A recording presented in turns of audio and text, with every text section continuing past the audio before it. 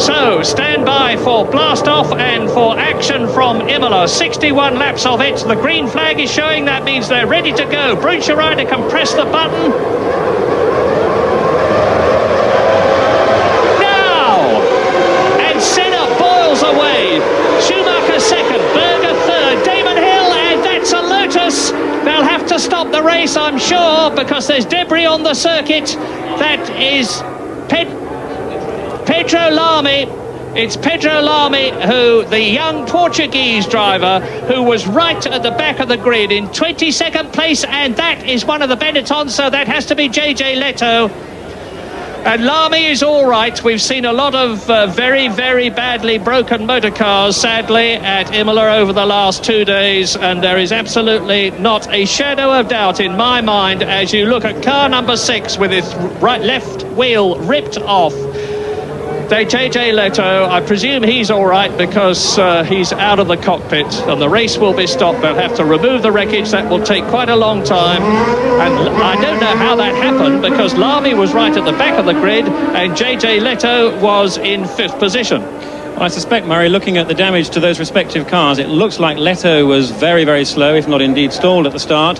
The left rear is destroyed. Let's have a look now. It looks like Lamy's hit the back of a slow Leto. There is Leto. There he is. He's stopped. He's stationary. And somebody's not going to hit him, and that's going to be Lamy. The Ligiers there going one each side. And there, just coming into our picture, is Lamy. Oh, that was very nearly an absolute rearward incident. And that's taken the complete right side off that Lotus car, and that really could have clearly had absolutely catastrophic circumstances. A wheel, looks like a wheel's gone into the crowd there, actually. And thank goodness he's all right. Very fortunately, that area of the grandstand is empty, and everybody is blasting past me. You're looking at a replay. There is Lamy's shattered motor car, and at the end of the first lap, Ayrton Senna is leading Michael Schumacher by 0.3 of a second. Gerhard Berger is third. Damon Hill is in 4th position. Here come the leaders now. It is Senna, Schumacher, Berger, Hill. They're slowing down. The pace car is out. That's it, I think. The pace car is out, going up the hill. It's not right to call it the pace car, I apologise. It's a safety car. In circumstances like this car comes out with the flashing lights on the roof. Normally, he would have a problem to pick up the leader. The ruling is that he picks up the leader and then all the others have to fall in line behind the leader with no passing allowed. We've had the safety car out very, very seldom. I can only remember it happening twice before, and never as early in a race as this. And I fear it's going to be out there for quite a long time, because to haul that Lotus, which is very badly battered indeed, and the Benetton of JJ Leto, which as you saw, here's a replay. Now look for Pedro Lamy cutting across from the left-hand side of your screen to the right, as out in the Sauber comes Wendlinger. You can see Leto underneath the green lights. He's stalled there. The Ligiers go past him. There's Lamy cutting across, and wham! Straight into the back of the Benetton goes the Lotus. Lamy completely unsighted.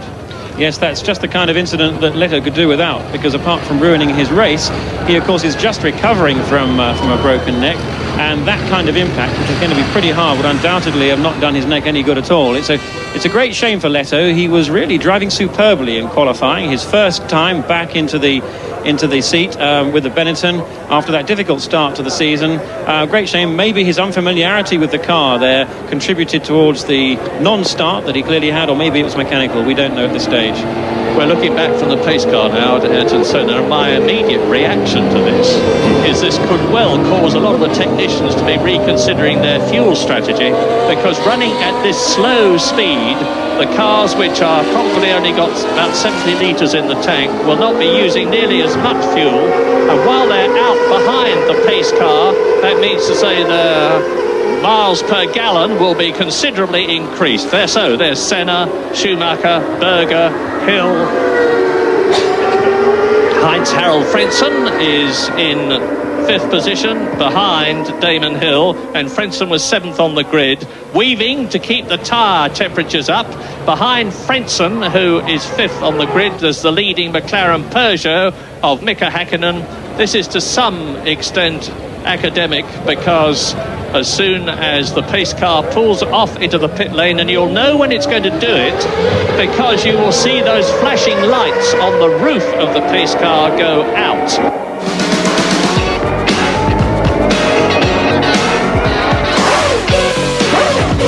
Back. You've really got to look out for that type of thing, someone stalled on the grid.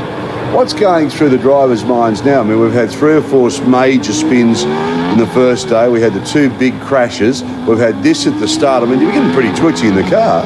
No, not really. I think, you know, a good professional Grand Prix driver takes all of this in his stride. You know, he says, oh, you know, what's going on here? Like another bit of aggro.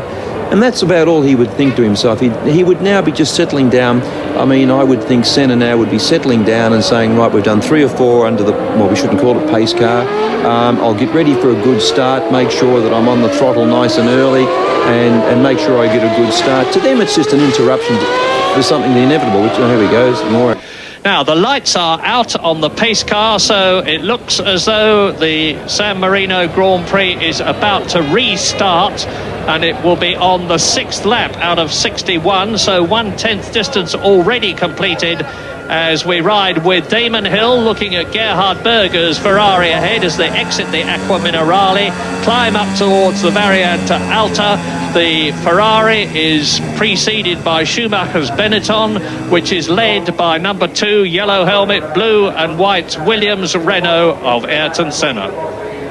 And Michele Alboreto it was who was touring, and he has gone into the pits, presumably with a repetition of whatever the problem was that made him start from the pit lane. So, coming through to complete lap 5, Senna, even if he hadn't seen those lights go out, and he certainly would have, there's nobody more astute in Grand Prix racing than him, will know from a radio message from the pits that is the situation, and that it's about to be go as far as he's concerned. Now, watch the Ferrari of Gerhard Berger, V12 engine, tremendous amount of power. He will have all the distance up to the Tosa, through the Tamburello and Villeneuve, the right-hander.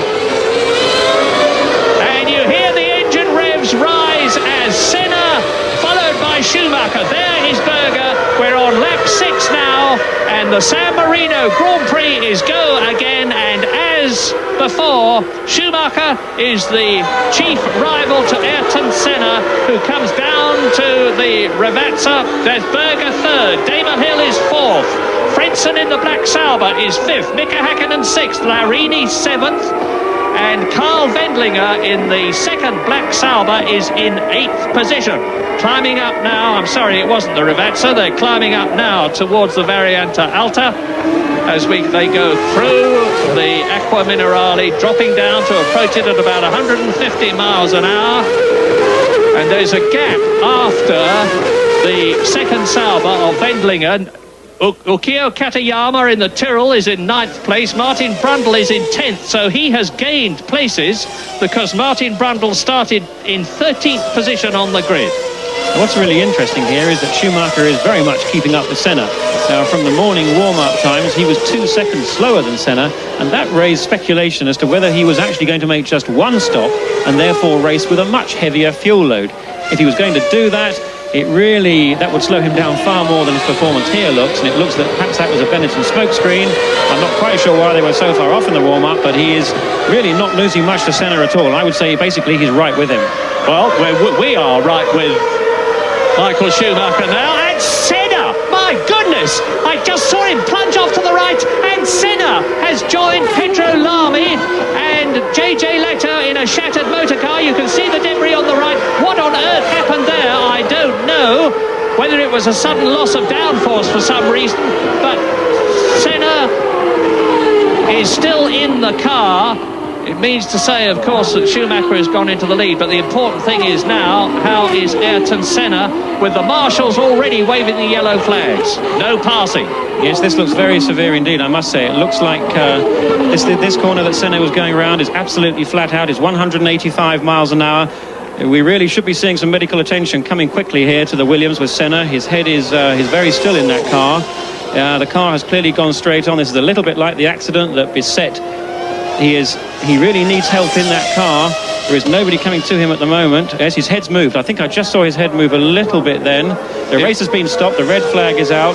This looks a little bit like a problem with the car, as beset Berger at this very point 4 years ago in his Ferrari. And it's where Nelson Piquet went off in the Williams some years ago in similar circumstances, and thank heavens he was all right. I must say I have concern at the fact that A, Senna is sitting in the car still, not moving, and B, surprisingly, there is not a lot of action. And here it is. Now look, he's going into the left-hander tremendously fast, and he runs wide and goes straight off. Doesn't even attempt to take the corner. And, well, I say that's about 190 miles an hour at that point, the exit from the Tamburello. They're still building up speed, but it was not very far short of 200 miles an hour. You can see the debris pouring off the car as Gerhard Berger comes through in the Ferrari. Yes, and already now the medical assistance is there.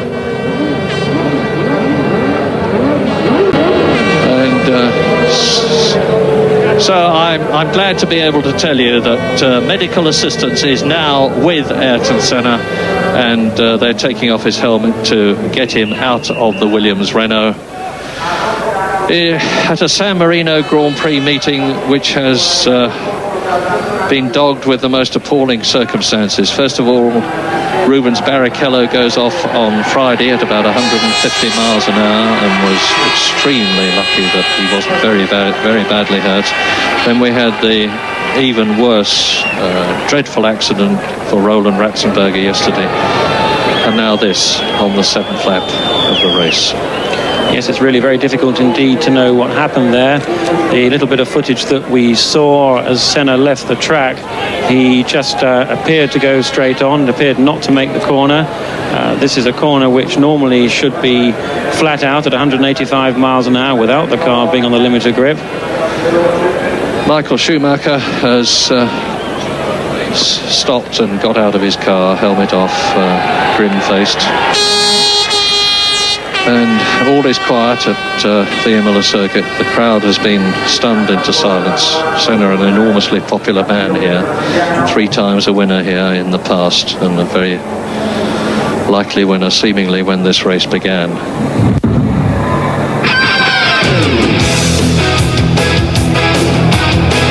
Well, I find that's the helicopter standing by. That's the medevac helicopter. You can see the track has been blocked off, and AJ, they're a long time getting him out of this car. Looks like they've just gotten him out now, but it is a worry because they've taken a long time to get him out of the car, as you're quite right. I'm quite sure what the local hospital think. They must think they're a MASH unit, because that helicopter's been coming in quite frequently over the weekend.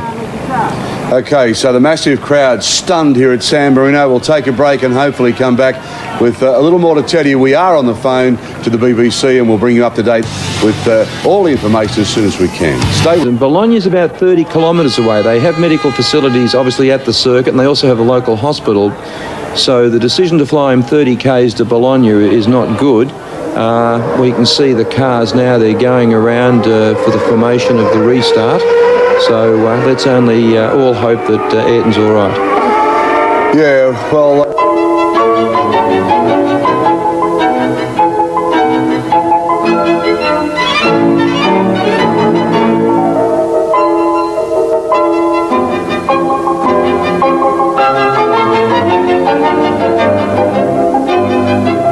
driver in history didn't tell the real story of a complex and deeply religious man.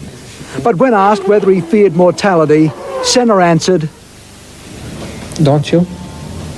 Yes, I do. Yeah, I do too. Very much.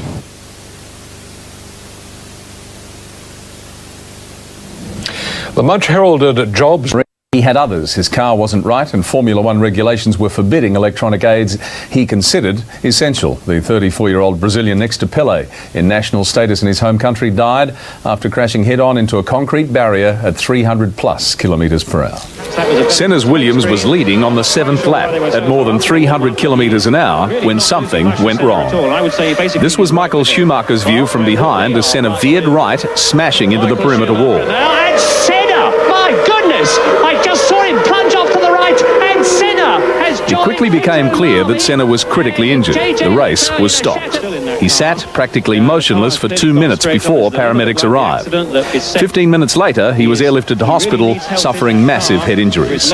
Under Italian law, even though doctors said he was clinically dead, he was put on a life support system. He died shortly after. The cause of the accident remains a mystery. The loss of control was so sudden, it was almost certainly mechanical. The doyen of motor racing commentators, Murray Walker, said it was the blackest day he could ever remember. I remember Ayrton Senna, and it seems terrible to have to use those words, as a tremendously intense man who was determined to achieve his goals. You can't speak about many drivers in the same breath as you can Ayrton Senna. One of the great skills and one of the great talents that's ever lived in Grand Prix racing. So to see an accident such as we saw today, I think has totally shocked the whole motor racing community. Senna was world champion 3 times. In a highly technical sport, he was the most naturally gifted. Some say the greatest Grand Prix driver in the history of the sport. I think every Grand Prix driver would agree with me in saying that if we had to nominate the driver least likely to have something like that happen, we'd have said Ayrton Senna. Senna's fatal crash wasn't the only one that will haunt the San Marino Grand Prix of 1994. One at the start led to a spectator being injured, and a mechanic was later hurt when a loose tyre flew through the pit area. Senna's death came just a day after Austria's Roland Ratzenberger was killed in practice. His was the first death in Formula One in 12 years. That came just a day after another spectacular crash at the circuit, which amazingly saw the driver escape with just a broken nose. New regulations in force this year were designed for more exciting racing. The new rules mean the cars no longer have anti-lock braking systems nor active suspension, which helps cornering. Traction control computers have also been banned.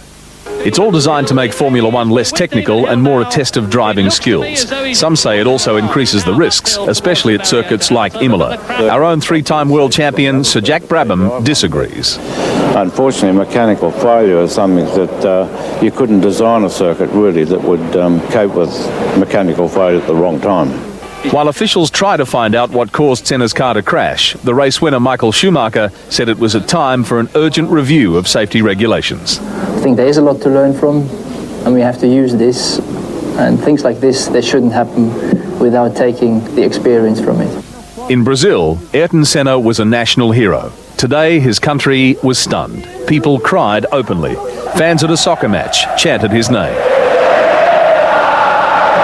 Ayrton Senna de Silva, his real name. He was just 34, known to his close friends as Harry. He once said, winning